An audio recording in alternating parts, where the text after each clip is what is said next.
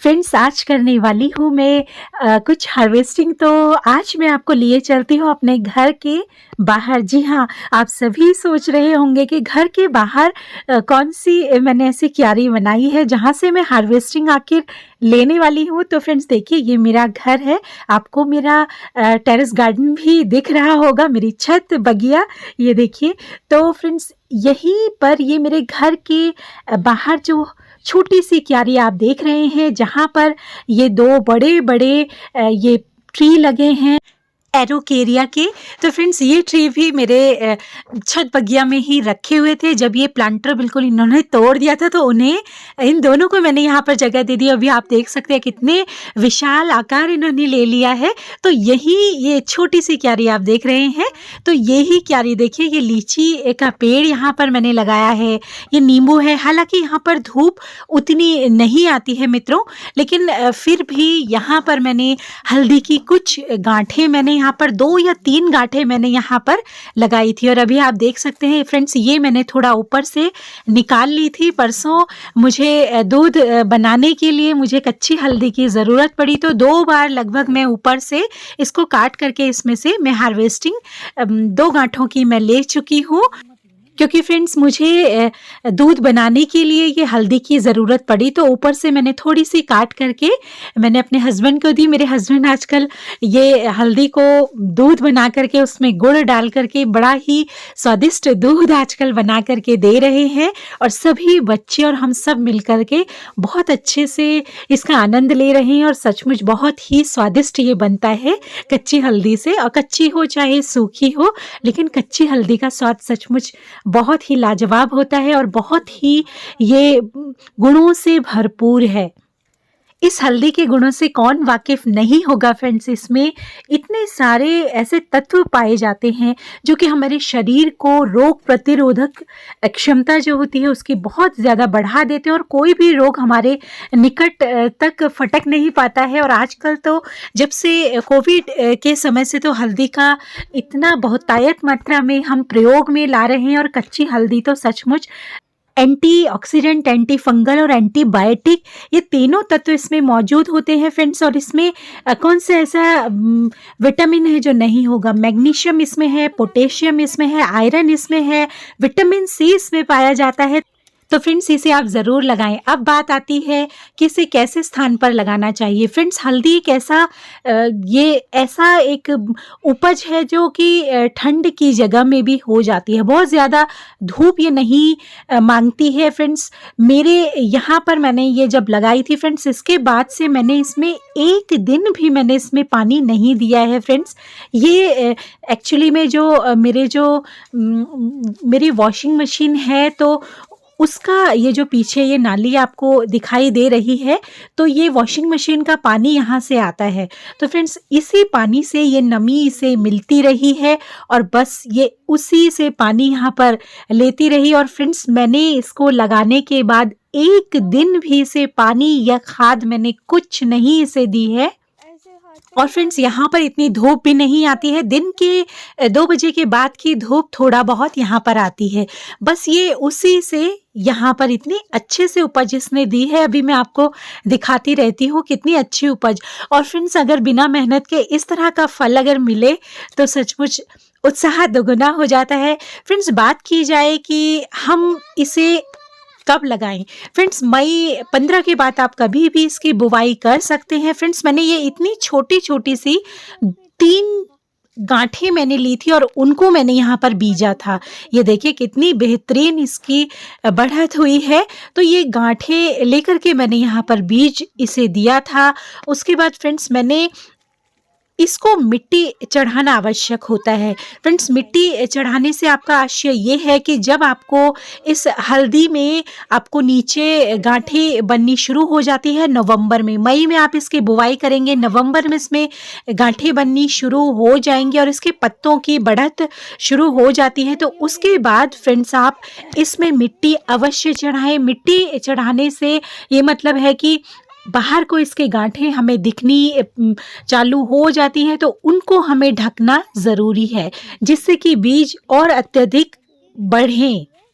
तो फ्रेंड्स उसके लिए मैंने किया ये कि मेरे इस क्यारी में जितनी भी खरपतवार जो थी, जितनी कुछ भी यहाँ से मिट्टी, मैं जब यहाँ झाड़ू वगैरह मैं जब भी बाहर लगाती थी तो उसकी भी जो मिट्टी निकलती थी और उसके साथ साथ जो भी खरपतवार यहाँ से जो भी निकलता था वो सबको, और ये खुद हल्दी के जो सूखे पत्ते थे उन सभी को निकाल करके मैं इसकी जड़ में मिट्टी चढ़ा देती थी।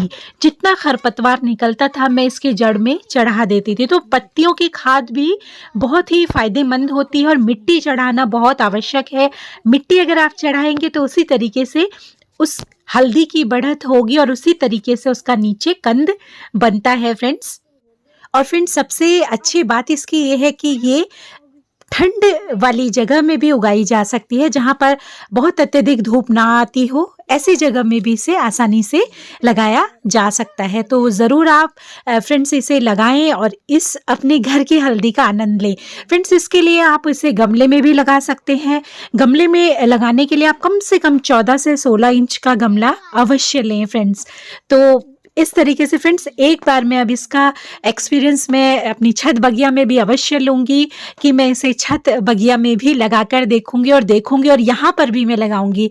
हालांकि फ्रेंड्स यहाँ पर मैं इसकी जगह यहाँ से परिवर्तित मैं ज़रूर करूँगी फ्रेंड्स, क्योंकि एक बार इसकी उपज लेने के बाद फ्रेंड्स उसी जगह में हम इसको नहीं लगा सकते, क्योंकि फ्रेंड्स ये नीचे जो कंद ये बनाता है तो बहुत अत्यधिक ये उस मिट्टी से बहुत अत्यधिक ये ऊर्जा ले लेता है, तो वो मिट्टी फिर उतनी असरकारी नहीं रहती है, उसको फिर वैसा बनाना पड़ता है। तो इससे आशय ये है कि आप उस जगह का यूज़ ना करके उसका स्थान परिवर्तन करके आप दूसरी जगह में बुवाई करें, तो उससे आपको बहुत बेहतरीन फसल मिलेगी फ्रेंड्स। हालांकि मेरा ये प्रथम प्रयास है, मैं थोड़ा बहुत इधर उधर से मैं नॉलेज ले करके आप सभी से मैं साझा कर रही हूँ, तो आगे मैं और इसे फिर से मैं आगे दोहराऊंगी, तो मैं ज़रूर आपसे इसकी बुवाई से लेके संपूर्ण जानकारी मैं आपसे ज़रूर साझा करूंगी, आपके साथ साथ करूंगी मैं ये कार्य। ये मेरा प्रथम प्रयास है फ्रेंड्स, और मुझे ये भी नहीं पता था कि इसकी बुवाई कब की जाती है। मेरी एक मित्र ने मुझे इसका बीज ला करके दिया और मैंने इसे उठाया और इस जगह पर मैंने 2-3 ही, ये इतने से बीज थे, ये 2-3 ही थे, इन सभी को ला करके 2-3 बीजों को मैंने यहाँ पर डाल दिया था।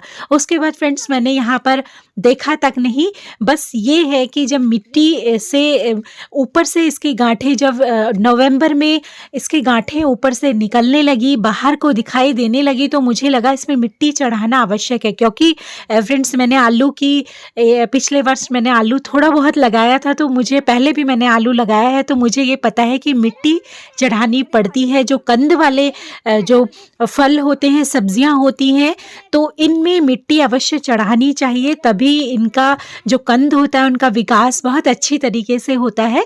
तो फिर उसके बाद मैंने पूरा ये सारी की सारी यहाँ की पत्तियाँ, घास, खरपतवार जितना भी था वो सब उठा करके मिट्टी के साथ मैंने इसकी जड़ में लगा दिया। तो अभी आप देख सकते हैं कितनी अच्छी बढ़त मुझे यहाँ से इस हल्दी की मिली है, और आप देख सकते हैं 2-3 बीजों से ही कितनी बेहतरीन यहाँ पर मुझे हार्वेस्टिंग हासिल हुई है फ्रेंड्स। मई में लगाई गई फसल फ्रेंड्स फरवरी में बहुत आसानी से ये तैयार हो जाती है निकालने के लिए। तो ये देखिए, ये अभी फरवरी शुरू भी नहीं हुआ, लेकिन इसके पत्तियां सूख चुकी थी तो मैंने इसे निकाल दिया। तो आप देख सकते हैं ये है मेरी पूरी हार्वेस्टिंग हल्दी की। तो ये देखिए, अब मैं इसको धोऊंगी और फ्रेंड्स इसके बाद इसको किस तरीके से मैं इस्तेमाल में लाती हूँ, तो कुछ तो मैं कच्ची, थोड़ा बहुत जो भी है दूध के लिए कच्ची में रहने दूंगी, और बाकी को मैं जो भी प्रोसेस से मैं इसको यूज़ करूँगी, तो वो सभी कुछ भी मैं अपनी सेकंड पार्ट में आपसे ज़रूर मैं साझा करूँगी कि उसको मैं किस तरीके से बनाती हूँ। तो चलिए फ्रेंड्स, मैं अकेले ही, ये मोबाइल भी अभी तक तो बेटी थी तो उसने अभी तक वीडियो बनाया था, लेकिन अब वो ट्यूशन जा चुकी है, तो फिर अब मैं एक हाथ से मोबाइल पकड़े हूँ और एक हाथ से ये धो रही हूँ, तो ये पॉसिबल नहीं हो पाएगा। तो इसीलिए मैं पहले इसे धो लेती हूँ, उसके बाद से सारी हल्दी को लेकर आपसे मैं मिलती हूँ फ्रेंड्स। तो फ्रेंड्स इसको धोने के बाद आप देख सकते हैं मेरी हल्दी, ये इतनी हल्दी मुझे आज हार्वेस्ट हुई और सचमुच इसे देख कर के बेहद ही खुशी मुझे हो रही है। और पहली बार मैंने ये जो अनुभव लिया है और बिना देख-रेख के, बिना किसी खाद के, बिना किसी पानी के, तो इस तरीके से हार्वेस्टिंग अगर मुझे बिना किसी मेहनत के मिल रही है तो एक बार मैं मेहनत करके फिर से देखती हूँ कि कितनी मुझे हार्वेस्टिंग इसकी होती है। और अवश्य ही फ्रेंड्स अगर बिना मेहनत के इतनी अच्छी हार्वेस्टिंग अगर मिल सकती है तो मेहनत के बाद फिर कितनी मिलेगी। तो ज़रूर अगली बार मैं जब भी लगाऊंगी इसका बीज तो मैं आप सभी मित्रों से ज़रूर साझा करूंगी। आप सभी मित्र भी मेरे साथ ज़रूर इसे लगाइएगा।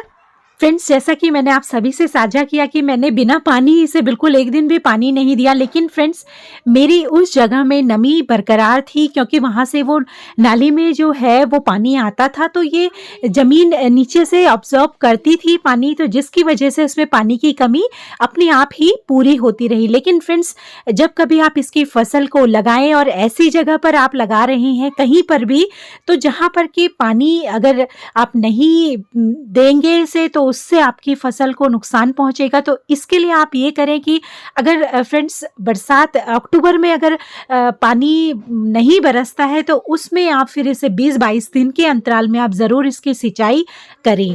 फ्रेंड्स बहुत ज़्यादा पानी भी इसे नहीं देना है और पानी के बिना भी इसके फल नहीं बनेंगे। फ्रेंड्स इस तरह की हार्वेस्टिंग फ्रेंड्स आप भी ले सकते हैं, तो उसके लिए आप सभी मुझसे ज़रूर जुड़े रहें। आपको अगर मेरी शेयरिंग्स यूज़फुल लगती हो तो प्लीज़ मेरे चैनल को आप लाइक, सब्सक्राइब और शेयर करना बिल्कुल भी ना भूलें।